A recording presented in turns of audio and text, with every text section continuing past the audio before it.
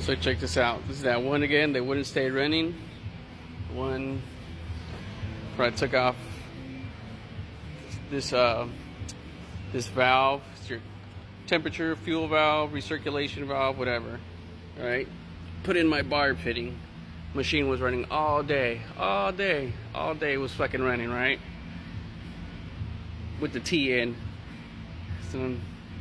Some people were like, oh, you got a bad injector. So what do? It's like, just curious. So I get all this shit out of the way. Remove my return line here. Remove my return line. Hook up my clear hoses. Hooked up here. Gonna run a static test on this guy. Injector static test.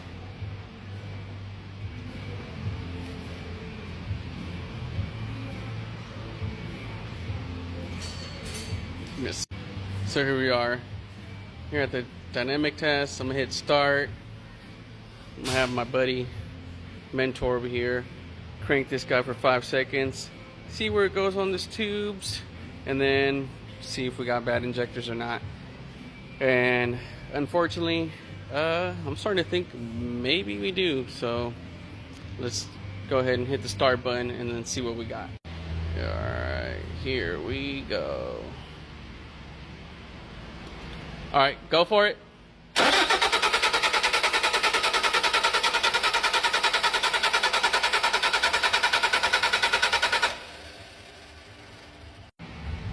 So, saw that.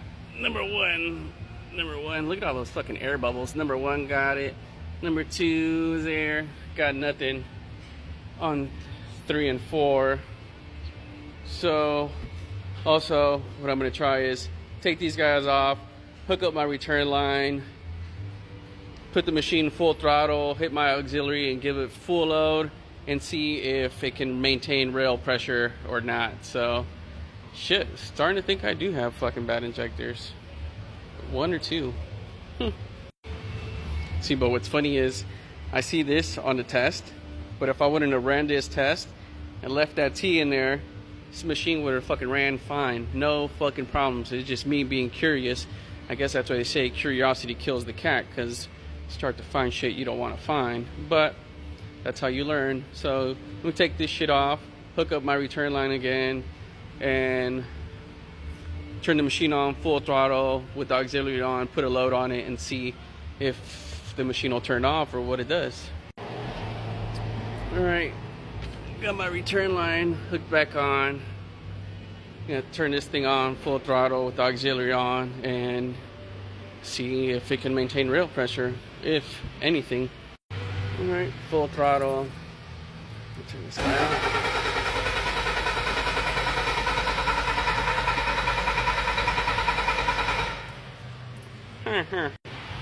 Wonder if it's now throwing that injector code E001076.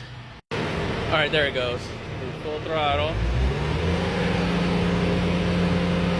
Auxiliary on.